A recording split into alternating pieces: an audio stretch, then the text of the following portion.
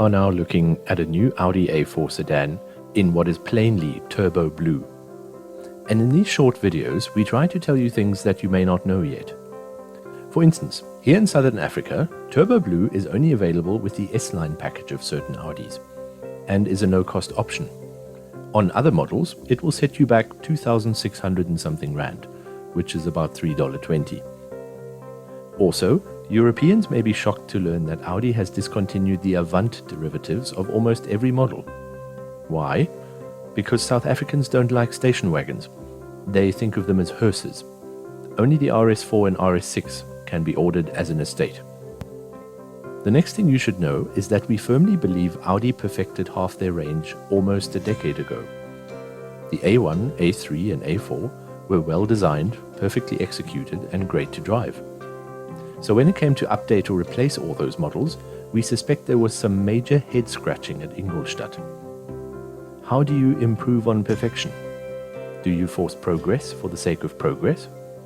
It's our humble but professional opinion that Audi performed very mild nips and tucks to these vehicles, with a set of new but very fake air vents here and some redesigned taillights there. Someone then probably asked, "Ooh, have we done the swipey indicator thing to the A4 yet?" We have? Bummer. They thought, what else can we mess with? Ah yes, that digital instrument cluster thing. Put it there, Franz Josef. Sehr gut. One thing that most of us at Galimoto Media agree on is that the trifactor of screen overkill in bigger Audis is exactly that, overkill. Yes, it's very cool to show your friends that half the dashboard is made of pin-sharp displays, which can sometimes recognize your handwriting. Plus it's great to feel the haptic response when you select a radio station. However, some of us preferred the comparably elegant simplicity of the dashboard in this A4. It felt more like a car than a stockbroker's trading terminal. What else? The stylized exhaust tips actually hide real pipes, unlike those of a major competitor, from Stuttgart, whose name starts with M and ends with Mercedes-Benz. Right, if you somehow missed it, Audi switched to their own internal badge engineering, which at first seemed utterly confusing. We were quite enraged by this apparently stupid move, until the official explanation turned out to be a solution to one of our most common problems on YouTube. Is this the 130 kilowatt? 165 HP?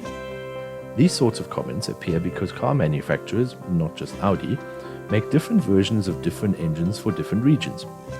Your 2.0 TDI in Belgium has more power than a Kenyan equivalent because their fuel is slightly rubbish. So Audi came up with different classes or ranges of power output. Many apologies if you already knew this, but we find it quite helpful because it saves us from heated discussions about Gen 2 facelift E8, 888s, DPFs and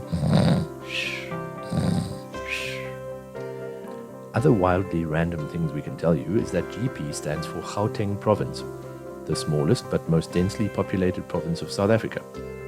It has a sequential license plate system which is currently in a 2-letter, 2-number, 2-letter phase and about to hit the starting letter K.